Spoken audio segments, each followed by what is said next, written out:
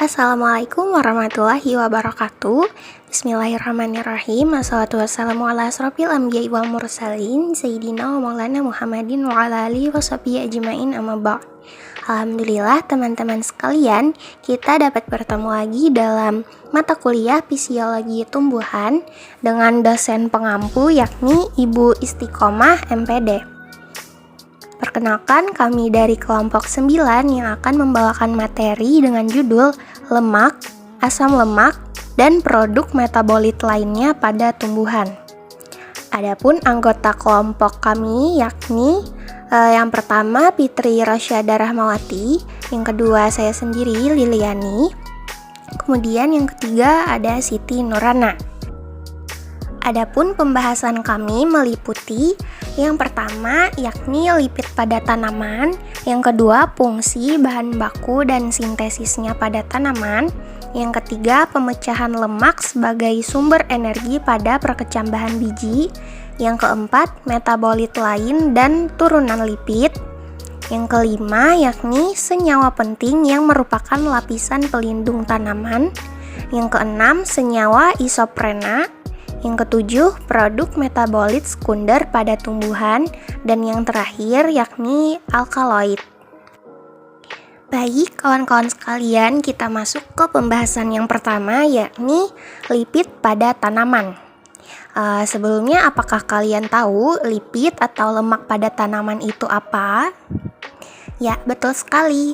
Lipid adalah sekelompok senyawa non-heterogen yang meliputi asam lemak dan turunannya. Baik itu lemak netral atau biasa disebut trigliserida maupun fosfolipid serta sterol. Asam lemak pada tumbuhan umumnya terdapat dalam bentuk lemak dan minyak. Nah, lemak dan minyak yang tergolong lipida ini berfungsi sebagai pembentuk struktur membran sel, sebagai bahan cadangan, dan juga sebagai sumber energi. Selain dalam bentuk minyak dan lemak, asam lemak pada tumbuhan juga terdapat dalam bentuk senyawa lapisan pelindung pada epidermis batang, daun, dan buah. Kemudian kita masuk ke pembahasan yang kedua yakni fungsi, bahan baku, dan sintesisnya pada tanaman. Dapat dilihat kawan-kawan, yang pertama yakni ada fungsi dan bahan baku. Lemak atau lipida terdiri dari unsur karbon, hidrogen, dan oksigen. Unsur utama cadangan lemak dan minyak dalam biji-bijian adalah sebagai sumber energi. Cadangan ini merupakan salah satu bentuk penyimpanan energi yang penting bagi pertumbuhan. Penguraian lemak secara kimiawi menghasilkan energi dalam jumlah yang lebih besar, sekitar 2 kali lipat dibandingkan dengan energi yang dihasilkan dari penguraian karbohidrat. Lalu untuk sintesisnya, pada sel tumbuhan, cadangan lipid itu adalah asam lemak. Nah, cadangan ini oleh lipase dihidrolisis menjadi gliserol dan asam lemak. Nah, asam lemak inilah yang akan dipakai dalam sintesis fosfolipid dan glikolipid yang diperlukan untuk pembentukan organel. Sebagian besar diubah menjadi gula dan diangkut untuk pertumbuhan kecambah. Vakuola merupakan organel yang paling besar volumenya pada sel tumbuhan dewasa. Nah, vakuola ini sering menempati lebih dari 90% volume dari protoplas, di mana sisa protoplas yaitu sitoplasma melekat pada dinding sebagai lapisan amat tipis. Nah, tonoplas yang membatasi vakuola ini berisi cairan yakni larutan gula, garam, protein, alkaloid, dan lain-lain, serta zat ergastik itu seperti zat pati, protein, badan lipid, dan berbagai kristal. Lalu pembahasan yang ketiga yakni pemecahan lemak sebagai sumber energi pada perkecambahan biji. Secara umum, biji-bijian yang mengandung lemak tinggi merupakan sumber lipase. Air sangat dibutuhkan untuk pembentukan asam giberelat dalam perkecambahan biji. Nah, asam gibberellat ini merupakan hormon yang berperan menstimulasi aktifnya enzim-enzim metabolisme seperti lipase, protase, dan amilase. Nah, aktifnya enzim-enzim metabolisme ini akan memecah cadangan makanan menjadi energi dan komponen-komponen yang diperlukan untuk perkecambahan. Walaupun kadar air meningkat selama perkecambahan, namun di sisi lain terjadi perombakan makromolekul seperti lemak, protein, dan karbohidrat.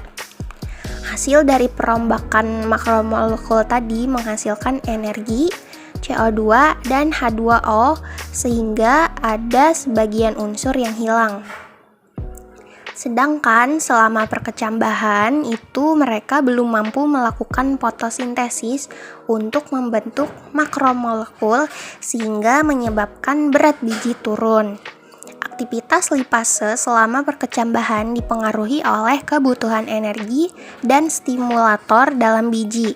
Aktivitas lipase pada perkecambahan biji distimulasi oleh asam gibberellat untuk memecah trigliserida menjadi asam lemak bebas dan gliserol untuk selanjutnya dimetabolisme menjadi energi.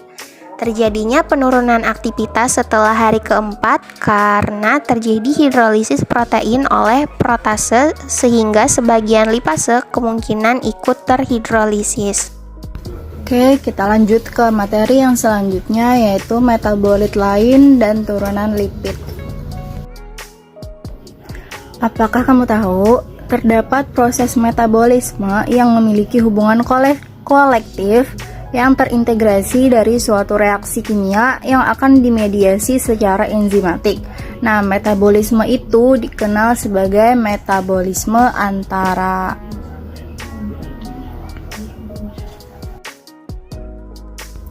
Nah, metabolisme ini terbagi jadi dua, yaitu metabolisme primer dan metabolisme sekunder.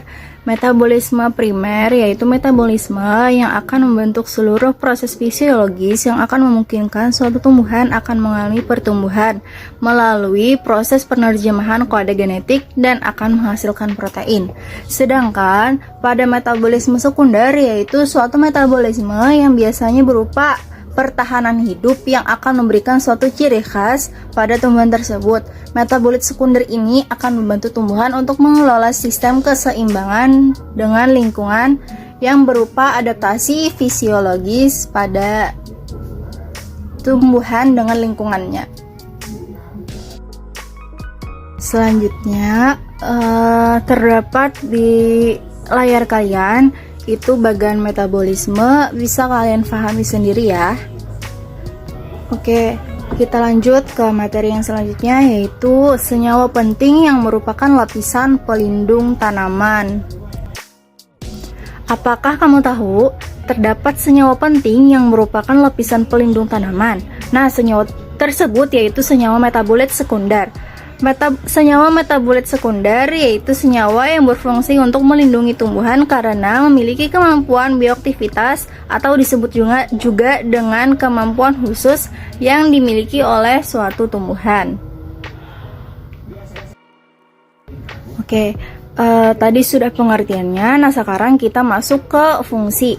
Fungsi senyawa metabolit sekunder yaitu ada hormon. Sebagai perangsang sekresi senyawa-senyawa lain, agen pewarna untuk menarik perhatian, dan sebagai bahan racun.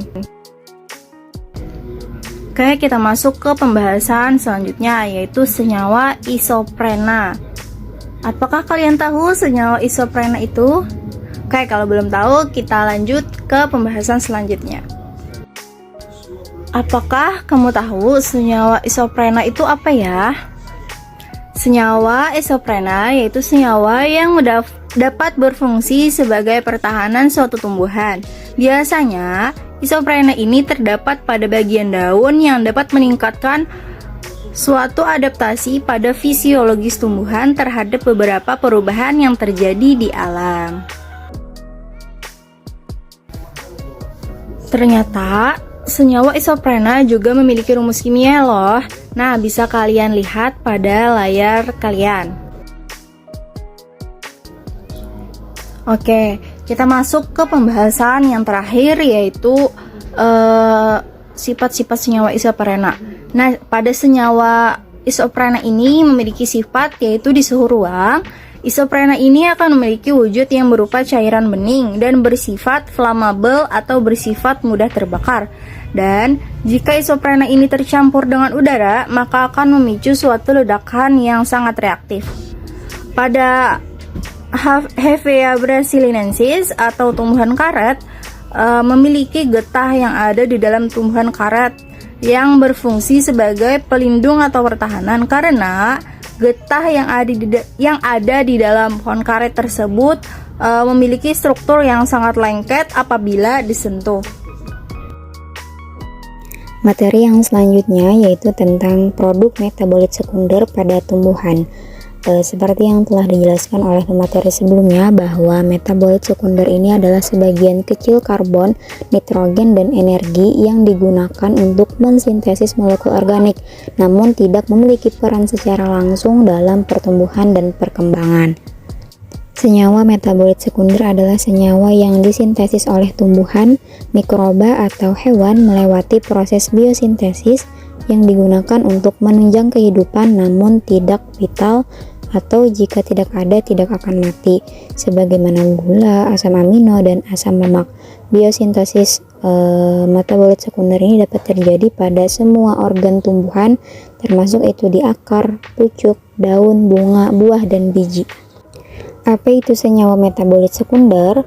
Nah, jadi senyawa metabolit sekunder ini merupakan senyawa kimia yang umumnya mempunyai kemampuan bioaktivitas dan berfungsi sebagai pelindung tumbuhan dari gangguan hama penyakit untuk tumbuhan itu sendiri atau lingkungannya.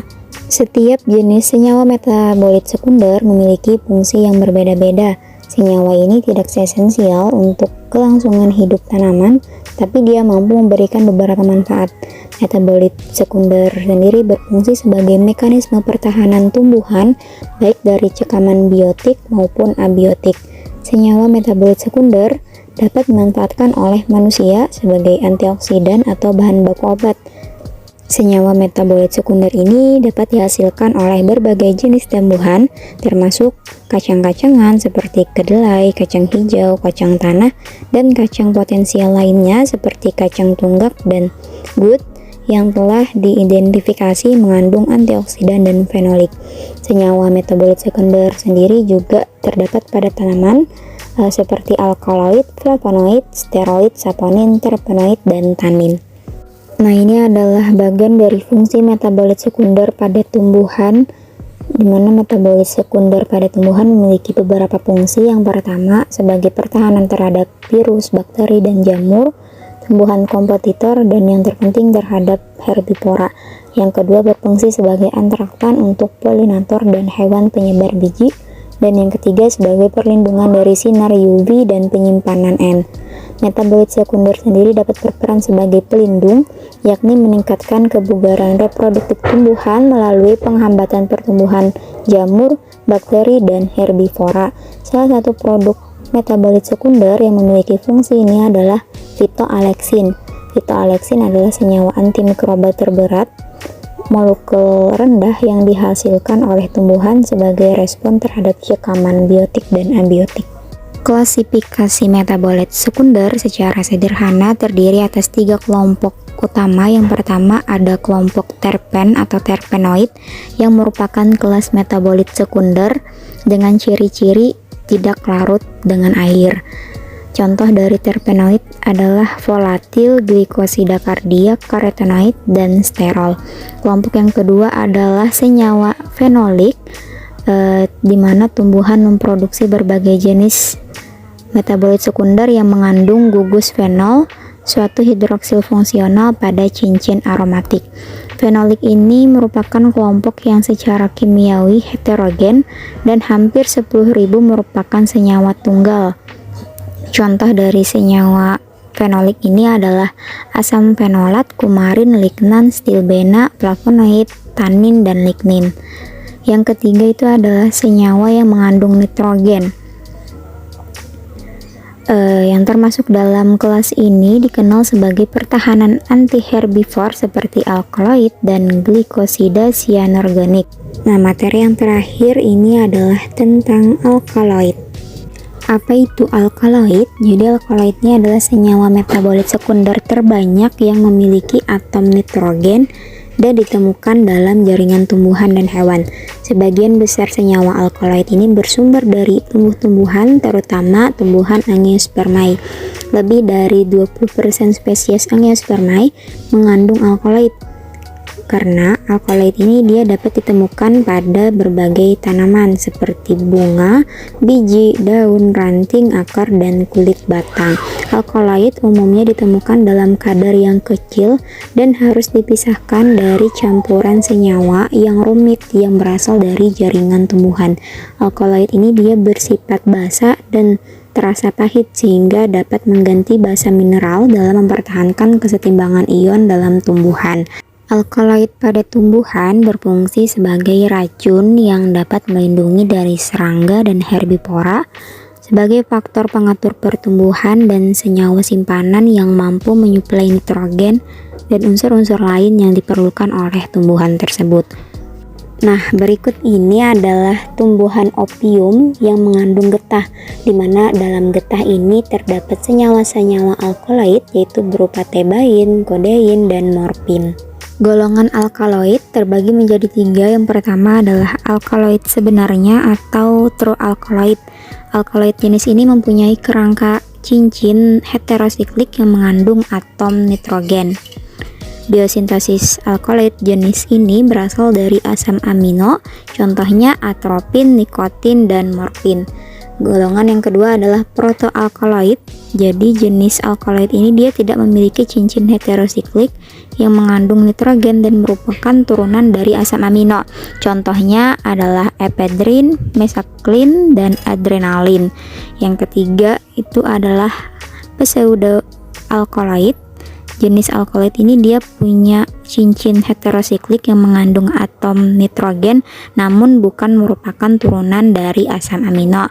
Contohnya adalah senyawa kafein, theobromin, dan theopilin. Demikian pemaparan materi dari kelompok kami. Mohon maaf apabila terdapat kesalahan dan kekurangan. Semoga dapat dipahami. Wassalamualaikum warahmatullahi wabarakatuh.